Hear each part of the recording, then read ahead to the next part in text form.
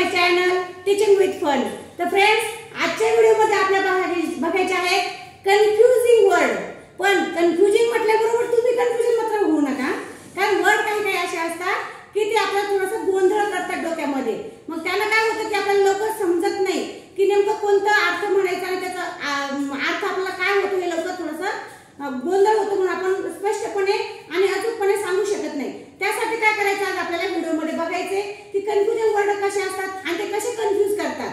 पण मात्र तुम्ही कन्फ्यूज न होता शेवटपर्यंत व्हिडिओ बघा, म्हणजे जेणेकरून तुम्हाला त्या शब्दातला जो डिफरन्स आहे, जे अंतर आहे, किंवा जो थोडंफार काही शब्द कमी जास्त असतात किंवा काही मध्ये स्पेलिंग मिस्टेक असतात, म्हणजे स्पेलिंग मिस्टेक राहत नाही पण स्पेलिंग वेगवेगळे असतात किंवा काही उच्चार असतात, मग याच्यामध्येच काय फरक असतो हे आता आपल्याला बघायचे। तर व्हिडिओ शेवटपर्यंत बघा आणि व्हिडिओला सुरुवात करण्याच्या अगोदर माझ्या व्हिडिओला लाईक करा, शेअर करा, कमेंट्स करून पण सांगा जेणेकरून मला चांगलं वाटलं आणि तुमच्यासाठी मी चांगले व्हिडिओ बनवू शकेल, आहे की नाही। आणि सबस्क्राइब करायला मात्र विसरू नका। चला आता आजच्या व्हिडिओला आपण सुरुवात करूया। अगोदर कारण माहिती का अभ्यासाचं कसं असते, जर टॉपिक कळला आपल्याला, म्हणजे जे मोठे जे हेडलाईन्स असते, हेडलाईन्स, त्या हेडलाईन्स मध्ये जर आपल्याला समजलं की हा काय अभ्यास आहे, मग त्या हिशोबाने तुम्हाला अभ्यास सगळा समजत असतो। पहिला शब्द काय, कन्फ्युजिंग वर्ड। कन्फ्युजन म्हणजे काय, गोंधळ करणारे, म्हणजे जिथे आपला गोंधळ निर्माण होतो, म्हणजे जिथे आपल्याला समजत नाही काही तर त्यालाच म्हणतात मग कन्फ्युजिंग वर्ड। त्यात बघा कसे काही शब्द दिलेले आहेत मी, तर मग या शब्दाचे आपल्याला आता मीनिंग समजून घ्यायच्या आहेत। आता बघा पहिला शब्द दिलाय मी वेट, WAIT। काय शब्द आहे, WAIT। आणि दुसरा शब्द आहे WEIGHT। बघा दोन्ही स्पेलिंग मध्ये खूप अंतर आहे आणि पण त्याचा उच्चार काय होतो, म्हणजे जे साऊंड असतात आपले त्या दोन्हीचा साऊंड एकच होतोय, म्हणजे आवाज आपला एकच येणार आहे। याला पण आपण वेट म्हणणार आहे आणि याला सुद्धा वेट म्हणणार आहे, म्हणजे म्हणतात। आता फक्त एवढं आहे की याचा अर्थ वेगळा निघतोय, मग आपण स्पेलिंग थोडंसं अचूक पाठ करायची आहे, लक्षपूर्वक अभ्यास करायचा असतो।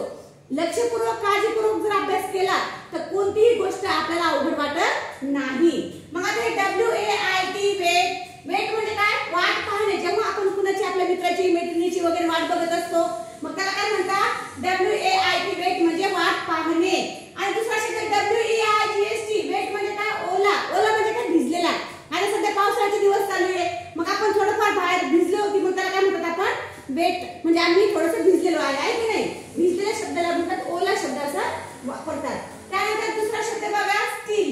आता STEAL, पहिली स्पेलिंग काय, STEAL, त्याला मग स्टीलच म्हणतात। आणि दुसरा शब्द कोण आहे, STEEL, याला पण स्टील म्हणतात, फक्त थोडंसं काय याच्यामध्ये थोडीशी स्पेलिंग मध्ये थोडासा बदल असतो, आहे की नाही। मग STEAL जरी आपल्याला, आपण कोणता पाठ करतोय शब्द ते लक्षात घ्यायचे। मग आपण जर STEAL असं पाठ करत असाल तर मग STEAL स्टील म्हणजे चोरणे, आणि STEEL स्टील म्हणजे लोखंड, जे घरामध्ये वापरतात ना, गजा वगैरे, त्याला सुद्धा स्टील म्हणतात, आहे की नाही। अशा पद्धतीने आपल्याला ह्या शब्दाचा अर्थ समजतो। मग लक्षात ठेवा, STEAL स्टील म्हणजे चोरणे आणि STEEL स्टील म्हणजे लोखंड। आता त्यानंतरचा शब्द आहे आपला पीस। आता पहिली स्पेलिंग काय आहे, PEACE, आहे की नाही, PEACE। स्पेलिंग नीट बघत जा आणि नीट पाठ करत जा। आणि त्याचा अर्थ काय होतो मग, पीस। आणि पीसचा अर्थ मराठीमध्ये काय होतो, शांती। शांती म्हणजे तिथे आपल्याला खूप चांगलं वाटतं, समाधान वाटतं, त्या गोष्टीला आपण शांती म्हणत असतो, आहे की नाही। मग PEACE पीस म्हणजे शांती। आणि दुसरा शब्द आहे PI। काय शब्द आहे, PIECE पीस म्हणजे काय होतं मग, तुकडा। कशाचाही तुकडा असू शकतो, मग आपलं काही पण होऊ शकतो, एक पीस दे मला, किंवा एक पीस ब्लाउज पीस वगैरे असतात, म्हणजे ब्लाउज कपड्यातून थोडासा बाजूला काढलेला कपडा असतो, त्याला पण पीस म्हणतात, आहे की नाही। तर अशा पद्धतीने पीस मध्ये त्याचा अर्थ एकच आहे, म्हणजे उच्चार एकच आहे आणि अर्थ त्यांचे वेगवेगळे आहेत आणि स्पेलिंग सुद्धा वेगवेगळी आहे। बघा कन्फ्युजन होऊ नका, कारण हे शब्दच कन्फ्युजन करणारे आहेत। याच्यासाठी आपल्याला फक्त एकच करायचं की स्पेलिंग म्हणजे अचूक पाठ करायची आहे। फक्त आपल्याला बघायचं आहे की स्पेलिंग मध्ये काय थोडासा डिफरन्स आहे, जेणेकरून मग आपल्याला पीस मध्ये दोन अर्थ होतात। आणि मग तुम्ही जेव्हा लेसन वगैरे वाचन करतात किंवा प्रश्न उत्तर लिहितात, मग तुम्हाला असे शब्द जर आले पीस वगैरे, मग तुम्ही त्या शब्दाच्या वाक्यानुसार कोणता अर्थ होतो हे तुम्हाला समजेल, मग त्यानुसार तुम्हाला हे स्पेलिंग पाठ करायची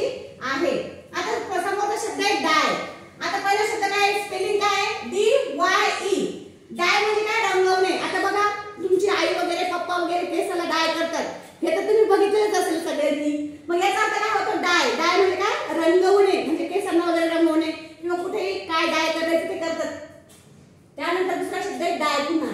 पण स्पेलिंग काय आहे DIE. स्पेलिंग काय DIE. मग डाय म्हणजे काय मरणे. आता बर्थ म्हणजे काय जन्म आणि डाय म्हणजे मरणे. मरणे म्हणजे आपण जेव्हा स्वर्गवासी होतात तेव्हा त्याला डाय शब्द असं वापरतात. मग पहिला डाय शब्द कोणता आहे रंगवणे DYE आणि DIE डाय म्हणजे मरणे. असे त्याचे वेगवेगळे दोन शब्द आहेत. त्यानंतर बघा राईट. मग राईटची स्पेलिंग काय पहिल्या राईटची RIGHT. राईट म्हणजे बरोबर. हे तुम्हाला आपण म्हणजे तुमच्या टीचर म्हणतात किंवा मम्मी म्हणते राईट.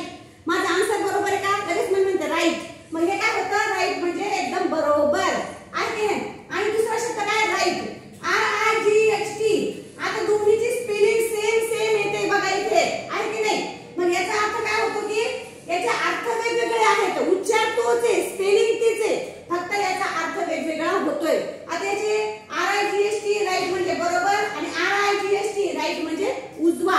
लेफ्ट म्हणजे डावा, राईट म्हणजे उजवा. ज्या हाताने आपण लिहितो त्याला कोणता हँड म्हणतात मग राईट हँड. आणि याची एक स्पेलिंग वेगळी असते म्हणजे WRITE. हे पण राईटच आहे, पण या राईटला काय म्हणतात मग लिहिणे. जेव्हा आपण लिहितो अभ्यास करताना लिहितो की नाही मग त्याला काय म्हणतात राईट म्हणजे लिहिणे, पण याची स्पेलिंग वेगळी आहे. पण या दोन राईटच्या स्पेलिंग सेम आहे. राईट म्हणजे बरोबर आहे आणि एक राईट म्हणजे उजवा हात किंवा उजवी. राईट हँड म्हणजे राईट हँड म्हणजे काय होतं आपला उजवा हात. राईट साइड म्हणजे उजवी बाजू आहे की नाही. त्या हिशोबाने आपला उजवा भाग होत असतो. आता हे समजलं असेल तुम्हाला. राईट मध्ये आणि राईट मध्ये सेपरेट लिहिणे त्याची स्पेलिंग सुद्धा वेगळी आहे. त्यानंतर शब्द आता समोर शब्द बघायचा आपल्याला लूज. आता स्पेलिंग काय बघा LOOSE लूज. लूज म्हणजे काय ढिल्ला म्हणजे सैल आहे की नाही. थोडस लूज झाली गाठ, माझं बटन लूज झालं, माझा बेल्ट लूज झाला असं म्हणतो की नाही. पण लूज म्हणजे काय थोडस ढिल्ला. आणि LOSE दुसरा शब्द काय LOSE लूज म्हणजे हरणे. आपण हरणारे जे असतात म्हणजे मॅच वगैरे हरले किंवा कोणतेही एखादा सामना वगैरे हरला आपण मग त्याला आपण लूजर अशा पद्धतीने चिडवतो नाही. खाली हात करतो, अंगठा खाली करतो आणि लूजर म्हणजे तो एक प्रकारे हारलेला आहे. म्हणजे आपल्यासोबत विरुद्ध पार्टीचा जो जिंकलेला असतो तो हरणाऱ्याला असं चिडवत असतो लूजर म्हणून. मग याचा अर्थ काय होतो लूज म्हणजे हरणे. पहिला लूज LOOSE लूज म्हणजे ढिला आणि LOSE लूज म्हणजे हरणे. त्यानंतर शब्द आहे मग मीट. आता पहिले स्पेलिंगच फक्त बघत जा व्यवस्थित. MEAT मीट म्हणजे मटन. आता मटन चिकन असते, मटन असते हे सगळ्याला माहित आहे. कोणी खात आहे कोणी खात नाही तो आपापला विषय आहे की नाही. पण जे खातात त्यांना लगेच समजेल. MEAT मीट म्हणजे मटन आणि MEET मीट म्हणजे भेटणे. म्हणजे आपण जेव्हा दुसऱ्याला जाऊन भेटतो त्याला म्हणतात मीट. किंवा जेव्हा त्याच्यासोबत आपला काहीतरी मीटिंग वगैरे मीटिंग शब्द ऐकला म्हणजे तुमचे पप्पा नेहमी वापरत असतील. मीटिंग माझी मीटिंग आहे, मला मीटिंगला जायचंय. मग म्हणजे काय होतं ते कुणाला तरी भेटण्यासाठी जात आहे. अशा पद्धतीने मग मीट आणि मीट मधलं तुम्हाला अर्थ करायचं. एक मीट असते मटन आणि एक मीट म्हणजे भेटणे आहे की नाही. आता वेस्ट शब्द बघा इथे WAIST. पहिली स्पेलिंग काय WAIST वेस्ट. आता WAIST वेस्ट म्हणजे काय होतं कंबर जी पार्ट आपल्या बॉडीमध्ये येते आपल्या आहे की नाही. मग याला म्हणतात वेस्ट म्हणजे WAIST वेस्ट म्हणजे कंबर. आणि WASTE वेस्ट म्हणजे काय निरुपयोगी बिना कामाचं. चला वेस्टेज असं घरामध्ये शब्द वापरत असेल ते वेस्टेज माल आहे, ते वेस्टेज आहे, ते फेकून द्यायचं आहे आपल्याला म्हणजे ते काही कामाची वस्तू नाही. मग त्याला काय म्हणतात आपण डस्टबिन मध्ये टाका ती वेस्टेज आहे की नाही. अशा पद्धतीने मग वेस्ट म्हणजे काय निरुपयोगी म्हणजे बिनकामाचा. आणि WEST वेस्ट म्हणजे काय होतं पश्चिम म्हणजे दिशा डायरेक्शन मध्ये आहे बघा ईस्ट वेस्ट साऊथ नॉर्थ. मग ते याचं काय वाट होतं मग वेस्ट म्हणजे पश्चिमी दिशा आहे. हे काय आहे दिशा ईस्ट वेस्ट मधली आहे की नाही. ईस्ट म्हणजे पूर्व आणि वेस्ट म्हणजे पश्चिम. हे तुम्हाला आता समजलेलं असेल. आता समोर बघा दुसऱ्या शब्दात आणखी काही एक्झाम्पल त्यांच्याकडे लक्ष ठेवूया. आपण लक्ष देऊयात. आता पहिला शब्द आहे स्लीप SLEEP. स्लीप म्हणजे झोपणे. हे सगळ्यांना माहिती आहे की नाही. स्लीप म्हणजे झोपणे, क्राय म्हणजे रडणे, लाफ म्हणजे हसणे. हे काय सगळ्या ऍक्शन आहेत आपल्या. मग याला काय इथे काय स्लीप म्हणजे झोपणे SLEEP. स्पेलिंग काय SLEEP. स्लीप म्हणजे झोपणे आणि दुसरा शब्द आहे SLIP, फक्त SLIP. स्लिप म्हणजे काय होतं मग घसरणे. जेव्हा आपला पाय वगैरे घसरून पडतो तेव्हा आपण काय म्हणतो मग माझा पाय स्लिप झाला आहे की नाही, म्हणजे माझा पाय घसरला. अशा पद्धतीने मग ते हा SLIP स्लिप म्हणजे घसरण्याची प्रक्रिया होत असते. आलं लक्षात. आता समोरचा शब्द आहे रोल, ROLE. रोल म्हणजे भूमिका. आता भूमिका कशामध्ये असते, पिक्चर मध्ये, सिरियल मध्ये, तुम्ही कार्यक्रम बघतात आहे की नाही. आता लहान लहान मुलं कार्टून वगैरे बघतात, त्याच्यामध्ये भीमचा रोल बघता तुम्ही. नंतर बरेच असे कार्टून असतात की त्याच्यामध्ये तुम्ही वेगवेगळे रोल मध्ये वेगवेगळे म्हणजे भूमिकेमध्ये वेगवेगळे कार्टूनचे चित्र तुम्ही बघत असतात. आणि पिक्चर मध्ये जसे अमिताभ बच्चन आहे, शाहरुख खान आहे, सलमान खान आहे, अजय देवगण आहेत, असे बरेच हिरो आहेत, हिरोईन्स आहेत की त्या आपला रोल म्हणजे वेगवेगळ्या भूमिका आपल्याला वेगवेगळ्या पिक्चर मध्ये निभावत असतात. आणि दुसरा शब्द आहे रोल. रोल म्हणजे काय, गुंडाळी. तुम्हाला मम्मी पोळी देते बघा, त्याला जॅम लावून देत असते, जॅम, आणि त्याला काय करतो आपण, रोल करून घेतो त्या पोळीला आहे की नाही. म्हणजे आपण त्याचं काय करतो मग गुंडाळी करून घेतो, अशी गोल गोल गोल गोल पोळी, आणि त्या रोलला मस्तपैकी खात असतो.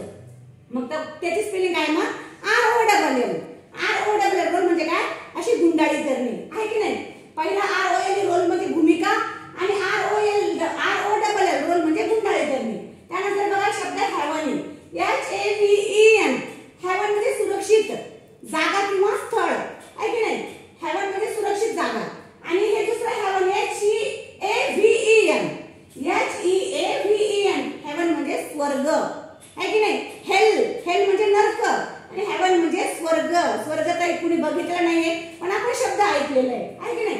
मग पहिल्या हेवनचा अर्थ होतो, पहिल्या हे खाली वर येऊ शकतात असं नाही की मी दिले तसं तुम्हाला अभ्यासामध्ये येणार आहे, तसं काहीही नाही. तुम्ही ही अगोदर पाठ करू शकता, ही नंतर पाठ करू, खालीचं वर वरचं खाली तुम्ही पाठ करा, पण कोणत्या पद्धतीने करायचे, स्पेलिंग मिस्टेक न करता.